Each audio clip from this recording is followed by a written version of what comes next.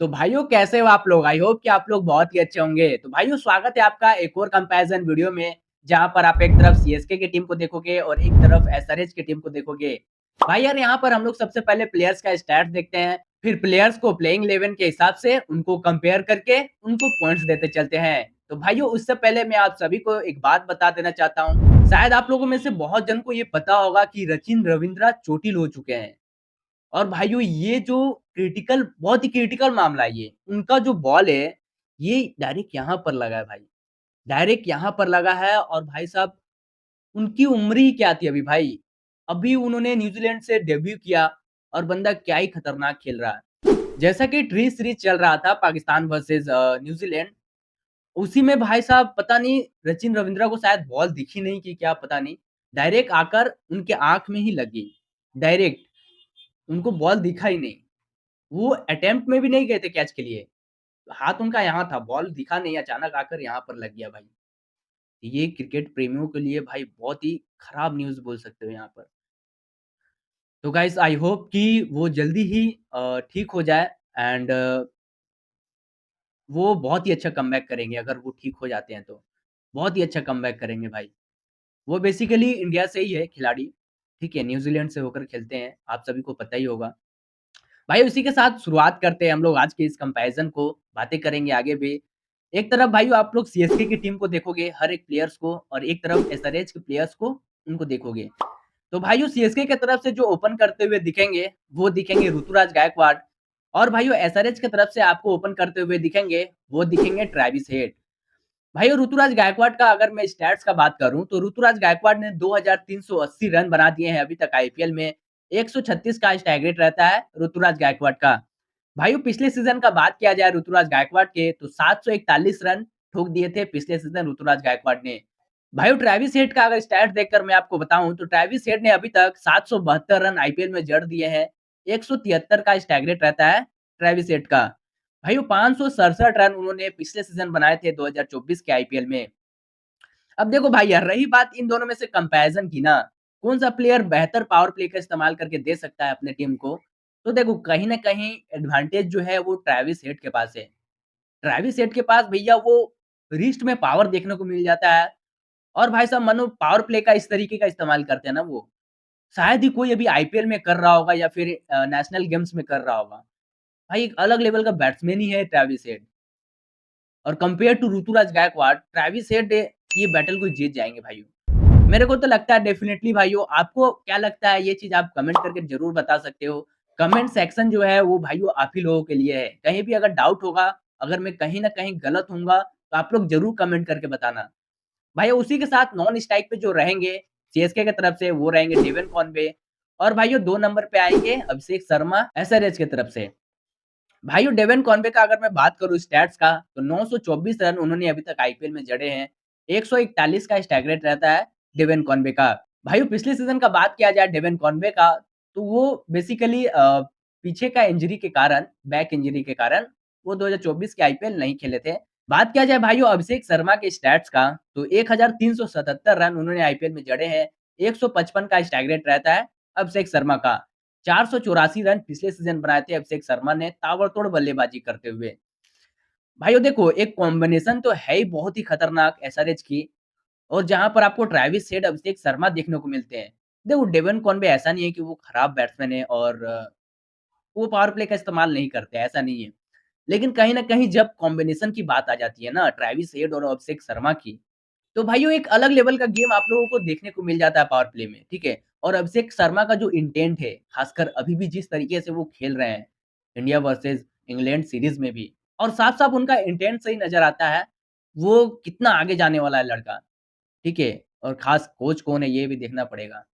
युवराज सिंह उनको ट्रेन किए हैं, ये चीज़ समझना पड़ेगा भाइयों। तो कहीं न कहीं compare to Devon Conway, Abhishek Sharma definitely ये बैटल जीत जाएँगे। भाइयों एसआरएच के पास अब होते हैं 2 पॉइंट और सीएसके के पास अभी भी 0 पॉइंट है। इंटरेस्टिंग है ये बैटल, वीडियो में बने रहना और भाइयों वीडियो अच्छी लग रही हो तो लाइक ज़रूर करना। कमेंट करके आप लोग बताते रहना कि आपके हिसाब से कौन-सा प्लेयर जीतना चाहिए, कौन से प्लेयर नहीं। भाइयों इसी के साथ आगे बढ़ते हैं तो 3 नंबर पे चेन्नई सुपर किंग्स की तरफ से आएँगे राहुल त्रिपाठी और ईशान किशन आएँगे एसआरएच की तरफ से 3 नंबर पे। भाई और राहुल त्रिपाठी का मैं अगर बात करूँ स्टैट्स का, तो 2236 रन राहुल त्रिपाठी ने बनाए हैं, 139 का स्ट्राइक रेट रहता है राहुल त्रिपाठी का। ईशान किशन का भाइयों बात किया जाए तो 2644 रन उन्होंने अभी जड़े हैं, 135 का स्ट्राइक रेट रहता है ईशान किशन का। भाइयों देखो, कहीं न कहीं अगर आपको इन दोनों में से देखो मैं यहाँ पर थोड़ा बात करूँगा टॉपिक से हट के। गेम को चलाने वाला कौन-सा प्लेयर है? मतलब आपको एक मिडल ऑर्डर और मिडल ओवर्स में भी कौन-सा प्लेयर गेम को अच्छे तरीके से चला सकता है? राहुल त्रिपाठी या फिर ईशान किशन? ईशान किशन? कहीं न कहीं ईशान किशन ही लग रहा है भाइयों। कहीं न कहीं ईशान किशन ही इस बैटल को भी जीतेंगे। देखो राहुल त्रिपाठी भी स्पिनर्स को बहुत अच्छे तरीके से खेल लेते हैं, फास्ट भी बहुत अच्छे तरीके से खेलते हैं। लेकिन कहीं न कहीं अगर गेम को चलाने की बात आती है ना, देखो उस तरीके का फ़ॉर्म कुछ आईपीएल सीज़न में राहुल त्रिपाठी के नाम उस तरीके का फ़ॉर्म नहीं रहा है, ठीक है? 2-3 सालों से वो फ्लॉप ही चल रहे हैं आईपीएल्स में। 200-300 प्लस भी रन नहीं बन पाते हैं राहुल त्रिपाठी के बैट से। तो भाइयों कहीं न कहीं ईशान किशन जो है राहुल त्रिपाठी के ऊपर हावी होते दिख रहे हैं। तो भाइयों इस बैटल को ईशान किशन ही जीतेंगे और अब एसआरएच के पास होते हैं 3 पॉइंट और सीएसके के पास अभी भी 0 पॉइंट है। भाइयों इंटरेस्टिंग है ये बैटल, इंटरेस्टिंग है भाइयों, वीडियो में बने रहना। भाइयों 4 नंबर पे जो सीएसके की तरफ से आएँगे, वो आएँगे दीपक हुडा और 4 नंबर पे अभिनव मनोहर आएँगे एसआरएच की तरफ से। भाइयों देखो दीपक हुडा का अगर मैं बात करूँ तो 1465 रन अभी तक उन्होंने आईपीएल में बनाए हैं। स्ट्राइक रेट देखा जाए तो 130 का स्ट्राइक रेट रहता है दीपक हुडा का। वहीं अगर अभिनव मनोहर का बात किया जाए तो 231 रन उन्होंने आईपीएल में जड़े हैं। 132 का स्ट्राइक रेट रहता है अभिनव मनोहर का। भाइयों देखो इन दोनों का अगर मैं बात करूँ ना तो देखो दीपक हुडा कहीं न कहीं चल ही जाते हैं। मान कर चलो वो अच्छे खासे खेल लेते हैं, मिडल ऑर्डर्स में और बहुत अच्छे खेलते हुए आपको दिख जाएँगे। गेम को चलाते भी है दीपक हुडा और लखनऊ की तरफ से पिछले सीज़न खेले थे और 2-3 सालों से लखनऊ के साथ ही है, तो अच्छे खासे खेलते हुए आ रहे हैं, ठीक है। अभिनव मनोहर कहीं न कहीं ये बैटल को हार जाएँगे, बिकॉज़ भाइयों उनके ज़्यादा रन नहीं है, ज़्यादा स्ट्राइक रेट नहीं है। कंपेयर टू अभिनव मनोहर, दीपक हुडा ये बैटल को ऑब्वियसली जीतेंगे। भाइयों इसी के साथ सीएसके की तरफ से 5 नंबर पे दिखेंगे आपको सैम करन और 5 नंबर पे नीतीश कुमार रेड्डी दिखेंगे एसआरएच की तरफ से। भाइयों सैम करन का अगर स्टैट्स का बात करूँ तो 883 रन सैम करन ने अभी तक आईपीएल में जड़े हैं। 136 का स्ट्राइक रेट रहता है सैम करन का। 416 रन सैम करन ने पिछले सीज़न आईपीएल में जड़े थे और कहीं न कहीं 8 विकेट भी निकाले थे पिछले सीज़न सैम करन ने। भाइयों वहीं नीतीश कुमार रेड्डी का बात किया जाए तो 303 रन नीतीश कुमार रेड्डी ने अभी तक आईपीएल में बनाया है। 142 का स्ट्राइक रेट रहता है नीतीश कुमार रेड्डी का। 303 रन बनाए थे पिछले सीज़न नीतीश कुमार रेड्डी ने। भाइयों देखो सैम करन आपको उस तरीके का बल्लेबाजी कर देते हैं, 14 से 18 ओवर के बीच उस तरीके का बैटिंग करके आपको दे देंगे ना सैम करन, एक अच्छे स्कोर में तब्दील करके दे देंगे अगर टीम मुसीबत में हो तो। और बॉलिंग में भी बहुत सारे वेरिएशंस है सैम करन के पास। एडवांटेज है भाइयों सैम करन के पास कंपेयर टू नीतीश कुमार रेड्डी। देखो नीतीश कुमार रेड्डी भी एक उभरता हुआ सितारा है और इंडियन क्रिकेट के लिए क्या ही ऑलराउंडर मिला है भाई, क्या ही ऑलराउंडर है नीतीश कुमार रेड्डी।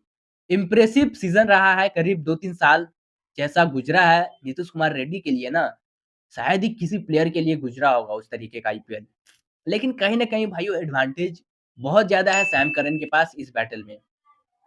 क्योंकि वो लेग कटर भी मारते हैं, ऑफ कटर भी करते हैं, स्लोअर फेंकते हैं, यॉर्कर स्लोअर है, बाउंसर मारते हैं कहीं न कहीं, बहुत सारे वेरिएशंस है। तो वहीं नीतीश कुमार रेड्डी ज़्यादा वेरिएशंस नहीं है उनके पास, बॉलिंग सिर्फ लेंथ लाइन में ही करते हैं। तो शायद भाइयों यही वजह है कि मैंने इस बैटल में सैम करन को जिताया है। भाइयों इसी के साथ आगे बढ़ते हैं तो 6 नंबर पे देखेंगे शिवम दुबे आएँगे सीएसके की तरफ से और हेनरिक क्लासन आएँगे एसआरएच की तरफ से 6 नंबर पे। भाइयों शिवम दुबे का स्टैट्स का बात करूँ तो 146 का स्ट्राइक रेट से 1502 रन बनाए थे अभी तक शिवम दुबे ने और पिछले सीज़न का बात किया जाए तो 996 रन पिछले सीज़न ठोके थे शिवम दुबे ने। वहीं भाइयों हेनरी क्लासन का बात किया जाए तो 993 रन हेनरी क्लासन ने बनाए हैं। 168 का स्ट्राइक रेट रहता है हेनरी क्लासन का। 490 रन हेनरी क्लासन ने पिछले सीज़न जड़े थे बैटिंग करते हुए। भाइयों देखो शिवम दुबे भी एक अच्छे खासे फिनिशर है, ठीक है? लंबे-चौड़े हैं वो भी। लेकिन कहीं न कहीं आप देखना शिवम दुबे को, ये गौर करना मैं फेयरली बता रहा हूँ ये चीज़। शिवम दुबे कहीं न कहीं फ़ास्ट बॉलिंग में फँसते हैं। फ़ास्ट बॉलिंग में फँसते हैं वो और वहीं कंपेयर किया जाए हेनरी क्लासन से, तो वो फ़ास्ट बॉलिंग भी बहुत अच्छे तरीके से खेल लेते हैं और स्पिन का तो भाई साहब वो फ़ादर है। फादर ऑफ स्पिन भाइयों, हेनरी क्लासेन, बॉस है वो, टी20 का बॉस बोल सकते हो उसको। और भाइयों एक अलग लेवल का टी20 प्लेयर मैंने देखा है अपने जीवन अपने जीवन में ही कह सकते हो, अलग लेवल का भाई। उनके क्या ही रिस्ट में पावर है, क्या ही बैकफुट में जाकर क्या ही छक्के मारना भाई।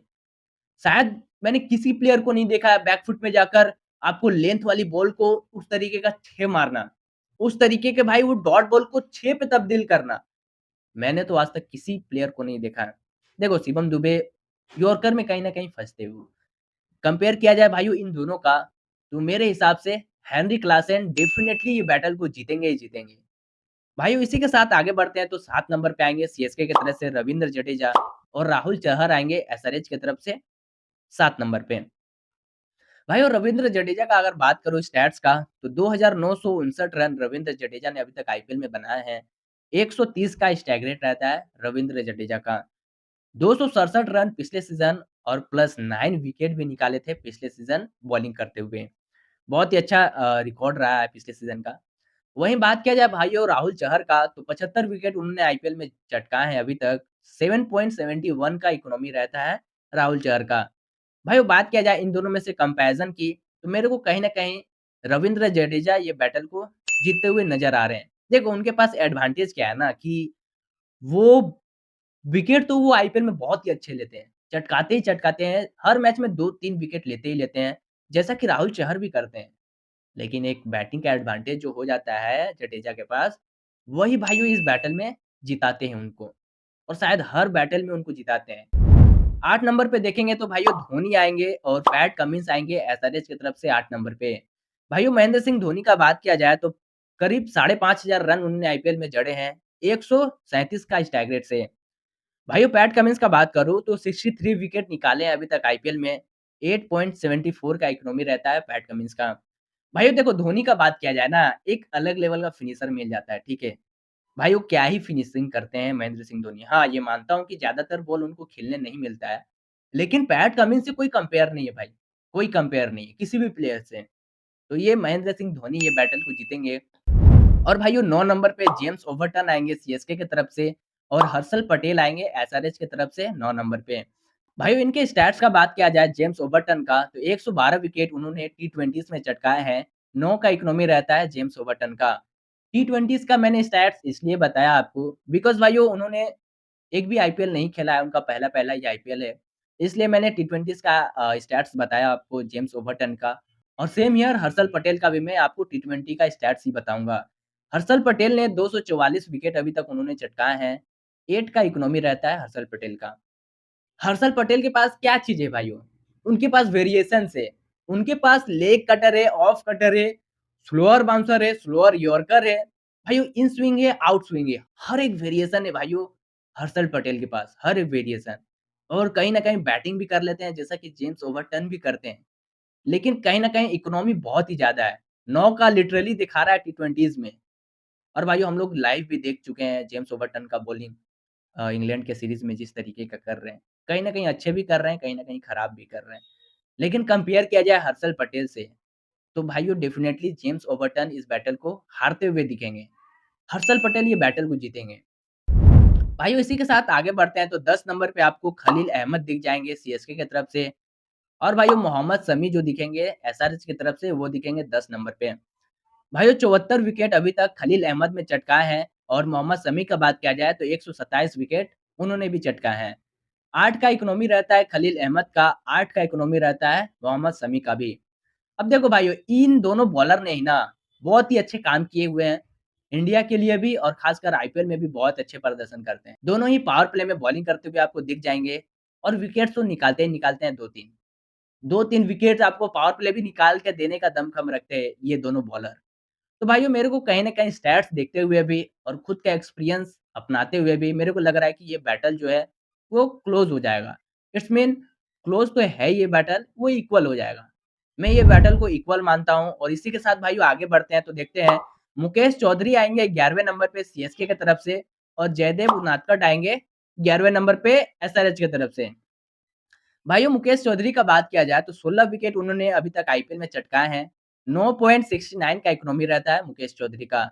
जयदेव उनादकट का बात किया जाए 67 का इकोनॉमी रहता है जयदेव उनादकट का 99 विकेट चटकाए हैं जयदेव उनादकट ने भी। भाइयों देखो जयदेव उनादकट के पास करीब 8 से 10 वेरिएशंस आपको मिल जाएँगे। शायद जो वेरिएशंस हर्षल पटेल के पास थे ना, वो वेरिएशंस आपको जयदेव उनादकट के पास भी देखने को मिल जाएँगे और मिडल ओवर्स में भी डालते हैं उस तरीके का वेरिएशन, ठीक है? बॉलिंग लाइनअप मेरे को बहुत ही खतरनाक दिख रहा है। ये बैटल को तो जयदेव उनादकट जीतेंगे ही जीतेंगे, लेकिन बॉलिंग लाइनअप आपको 4 नंबर पर पैट कमिंस, हर्षल पटेल, मोहम्मद शमी, जयदेव उनादकट दिख जा रहे हैं। देखो वो शायद ही अवेलेबल रहेंगे आईपीएल में। अभी बहुत ही खतरनाक इंजरी चल रहा है पैट कमिंस का। लेकिन वो रहेंगे, 100% रहेंगे, ऐसा दावा है मेरा।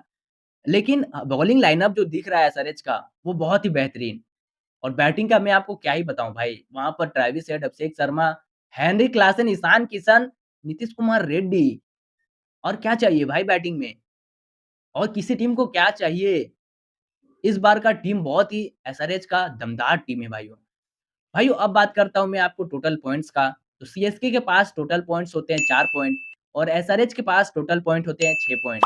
1 पॉइंट जो था भाई यार वो था इक्वल हो गया था खलील अहमद और मोहम्मद शमी के बीच। भाइयों ये रही सीएसके और एसआरएच का कंपैरिजन वीडियो। ये बहुत ही डिमांडेबल वीडियो था। बिकॉज़ भाइयों चेन्नई सुपर किंग ने भी एक ज़बरदस्त टीम बनाई थी और एसआरएच ने बहुत ही खतरनाक टीम इस बार की बनाई है। भाइयों दोनों की टीम देखो सीएसके की टीम भी बहुत अच्छी दिख रही है। ऐसा नहीं है कि वो खराब टीम है। मैंने पिछले ही वीडियो में सीएसके वर्सेस मुंबई का कंपैरिज़न किया, वहाँ पर सीएसके जीती है। तो वीडियो देखना होगा तो ज़रूर से देख लेना। भाइयों मिलते हैं दूसरे और किसी और टीम के साथ कंपैरिज़न करते हुए। तब तक के लिए थैंक यू सो मच भाइयों।